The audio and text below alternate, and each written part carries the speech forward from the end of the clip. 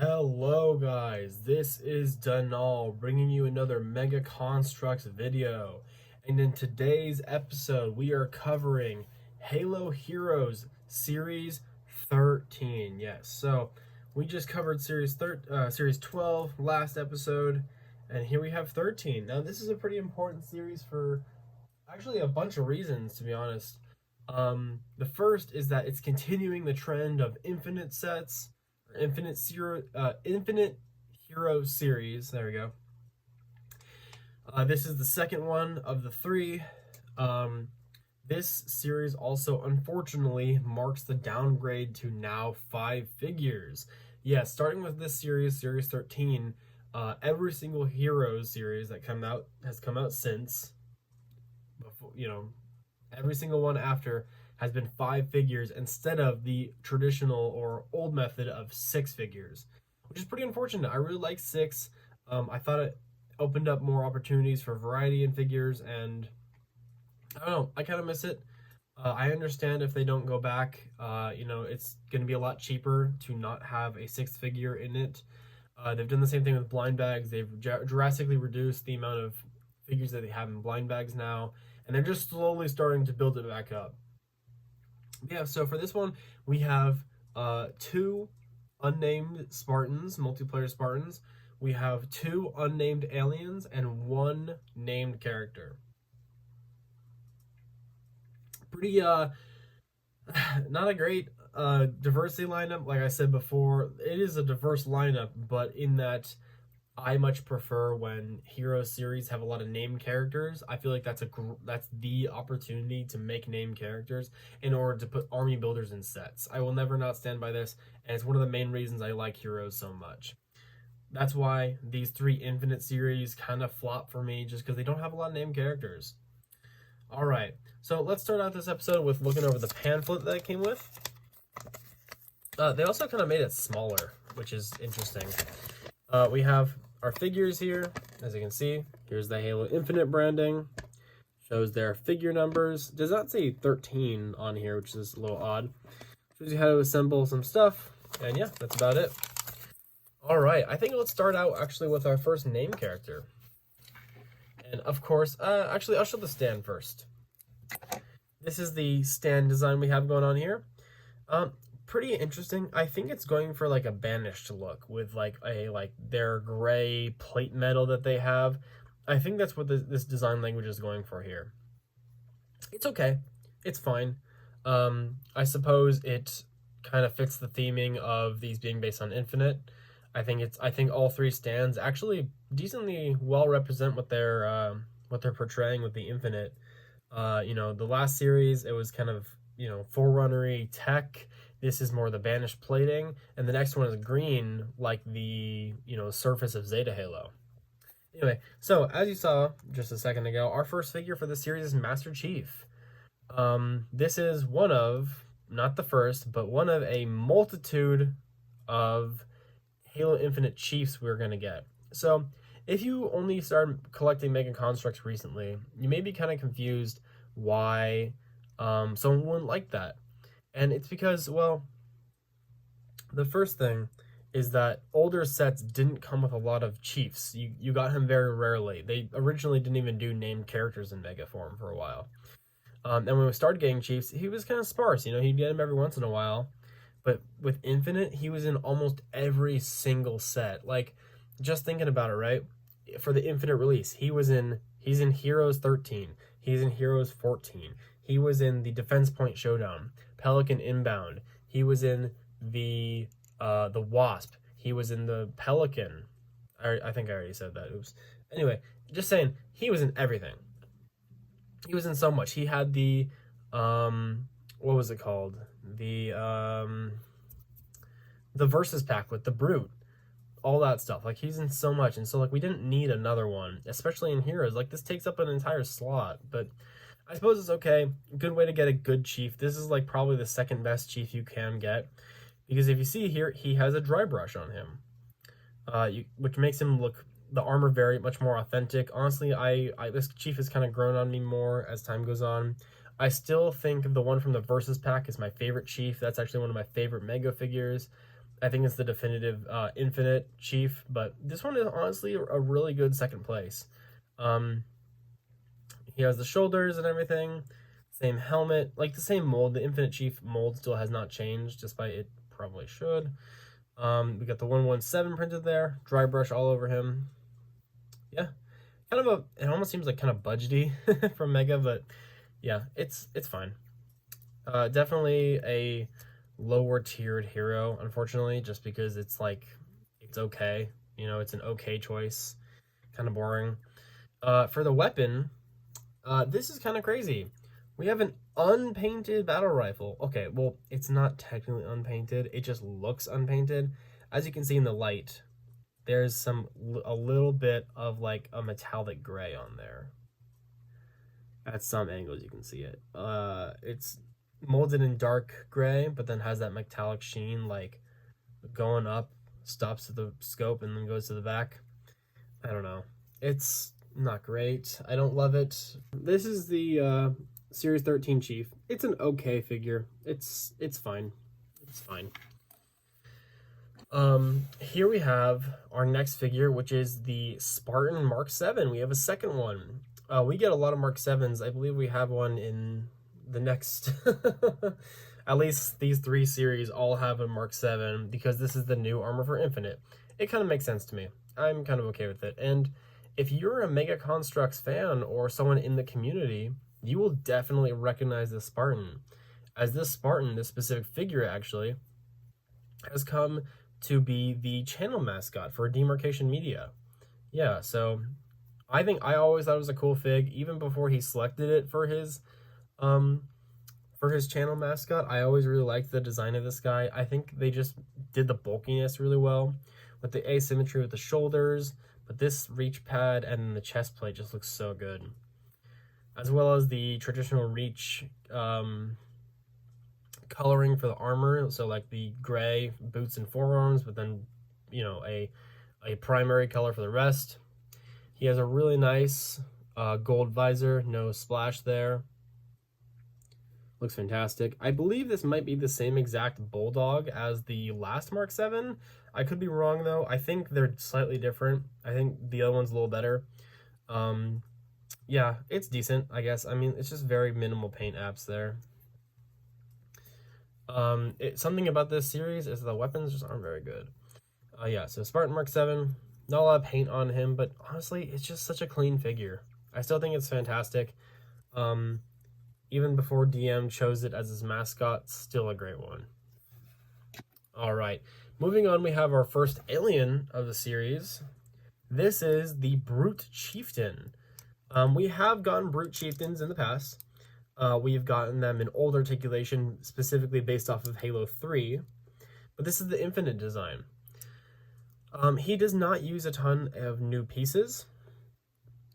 He has, for the legs, he has the Halo Wars molds for the legs. He uses the chest introduced in the Brute Warrior in the last set.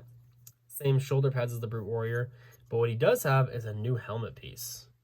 So going over paint apps here, he has some little bits on his legs here, on the side of the thighs, on the back of his crotch piece, back of the chest plate with some silver painting, more silver paint in the front, as well as this logo.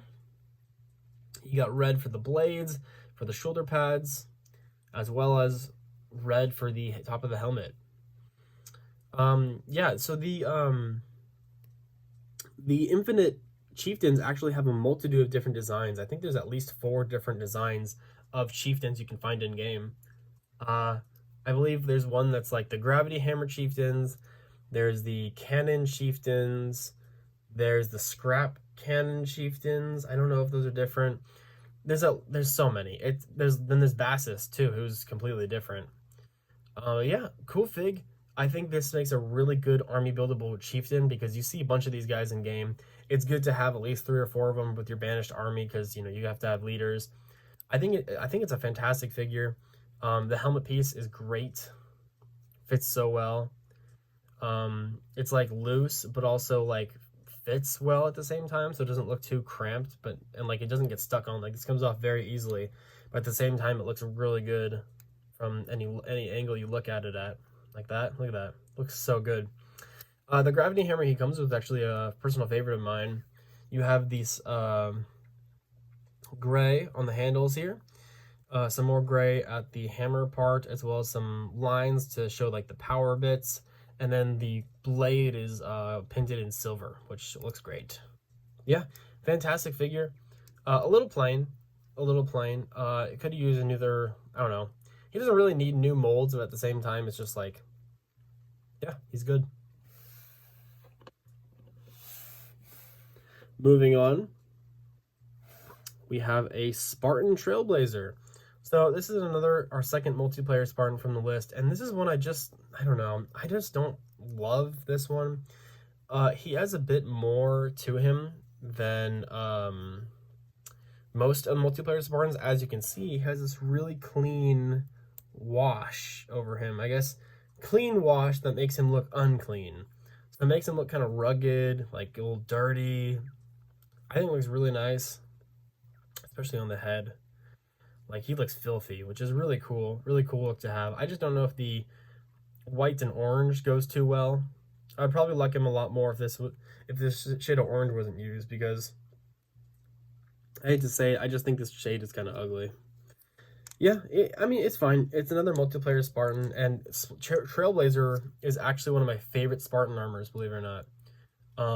A Spartan Trailblazer figure that has been made is actually one of my favorite figures of all time. You'll see that in an upcoming video, don't worry.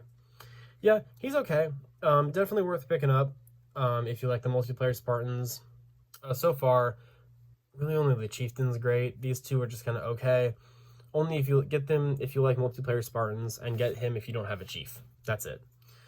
For his weapon, I think he's the first figure in Heroes to use the updated DMR. So this is originally the Halo 5 mold for the DMR, but they brought back the DMR into Infinite. Oops. And they renamed it the Bandit. And when it first launched, it looked like this. Just no rail. But then they put on a scope eventually. So now this is more accurate, which is quite interesting. Unpainted, though. Yeah, just unpainted. This series is not good for weapons. Yeah, I don't know. And it's funny enough, this series actually released way before the Infinite update that added the DMR. It was not in there at launch. So at first, this figure was just kind of lying. Oh, maybe I'm the liar. Maybe there is some paint there. Some very faint metallic paint right there. You see it? Oh, man, that's so hard to see. It might as well be unpainted. That's crazy. Yeah, fine figure, I guess. Moving on, we have my actual favorite figure from the series, the Elite Warlord. So, this figure is based on Halo Infinite, as I said, and the Warlord is, I believe, the highest rank of elite you can fight in the game. They're kind of the equivalent to the like Halo 1 Zealot. They use a very similar armor to the General from Halo Reach, which you can see with the helmet. This is kind of just like a enlarged version of the General helmet from Reach, which is quite interesting that they chose the same design. So, funny enough, the colorization, right? He's just yellow. He's not gold, he's yellow. And Mega has this kind of odd problem, I guess you could call it, with making gold figures yellow and yellow figures gold. So let me give you an example. This guy in-game is gold, not yellow. But the new Anniversary Pack Arbiter that's coming in the Halo 2 Anniversary Pack is supposed to be yellow, but he's gold. Odd pattern. So for this guy, I believe he uses a total of 3 new molds. For the legs, he uses the exact same one as the Ultra from last series. So he has the same thigh, same feet, same codpiece, but he has new shoulders. I don't believe these shoulders have been used in any other figure since him, or since they made a less lore. Like, these are exclusive to the Warlords because they made a second Warlord. The chest plate, both sides are completely new just for him, as well as the helmet is exclusive to him. That's brand new, and it's just the Warlord helmet. Yeah, these guys are super cool. It'd be good, I'd recommend having a couple of these guys to lead your army, just like the chieftain. Like have like equal amounts of these because they're also the, one of the highest ranked leaders in the Banished. Um, so for paint apps, he's pretty simple. You have some gray on the toes. You have some gray lines on the back, as well as these, which are like kind of like the straps of the armor. You have some metallic gray on the sides of the shoulders. You have some of the blue lights, the classic blue lights on the Elite. Some more detailing here. Gray on the neck area, and some gray accenting lines printed on the top of the helmet. Now, something interesting about this guy, and it's probably my favorite thing about him, that no other Elite has done, printing on the head. He has his undersuit painted onto him. As you notice, black gloves, black undersuit, everything. They made it all lined up like the Elites have their undersuit on, which they do. And for the head, they went the extra mile and painted the bit that it would stop at their neck. And it's so cool. Like no figure has done it since, and I love this specific headpiece with the paint on it. I think that's such a cool detail and totally unnecessary, honestly, but just adds so much. Like, look at that. Yeah, that's the Elite Warlord. Let's show off his weapon, which I have not done yet. It's a super clean energy sword. They brought back the old energy sword mold after all this time. Like, even figures that shouldn't have had it, like, for example, like Ripamormi, should have had the old energy sword, but he didn't. This just, oh my gosh, I'm so happy they brought this back. This is one of my favorite pieces they ever made in Mega, just because it's perfect. And look how they did the painting for this, like the white print in the middle with the blue paint on the outside. I don't know if it's paint or molding. It just looks so clean. They even painted silver on the parts of the the igniter, and then black for the handle. And you can just see it pop so much when it's in a character's hands. Like, that just looks incredible. That looks like the best energy sword they've ever made. I think it is. I think it just looks perfect. I just like it so much. I don't know how to explain it, but incredible weapon for him. He's by far the standout of these guys. The Warlord is. Let's just get to my general thoughts now. So all in all, this series is decent. It's okay. To go through, we have one great figure, two good figures, and two okay figures. That stacks up to a decent score. I suppose, eventually when I do these heroes rankings, I could like add up scores between like give a score to greats, give a score to goods, to okays, and add them up to see who gets, takes the top spot. The series just feels a little boring, I guess. A little stale, a little boring. 4 unnamed characters, that's not great. The Warlord, he could be amazing. He's just missing that proper coloring.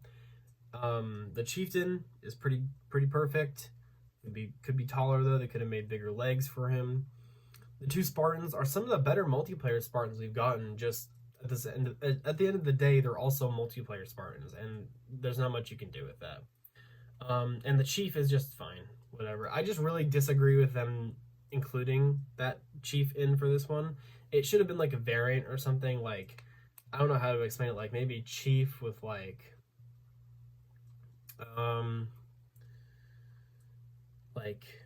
they could do like an overshield again. They could do like active camo. They could do a half active camo Chief. They could do maybe Chief out in space with the grappling hook and like maybe some like dust particle effects on him. I think that'd be super cool. But he's just kind of boring, and this whole series is. Overall, I think this series gets like a B. I think it's where it's at, like a low B.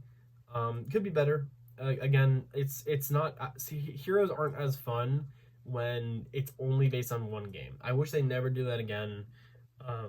That's why these Infinite series are so low, honestly. There's a lot less creative ideas. It's all just, what can we do with the Infinite, As well as, like I said in the last video, not spoil the game. Because they can't include the named characters. You can't even include things based on characters. And we'll talk about that in the next series, because it's a very odd thing that happened with series 14. All right, guys, I'll stop the rambling here. Let me know if I'm wrong about this series. I totally could be. Leave me your hot takes in the comments. Make sure to like, subscribe, and comment. Honestly, just engaging the video in any way boosts the algorithm. I want to reach as many Mega fans as I can with these videos. I'm trying really hard to upload consistently and do high quality videos, as well as making purchases towards equipment and figures to make videos on. All right, guys, thanks for watching and have a good one.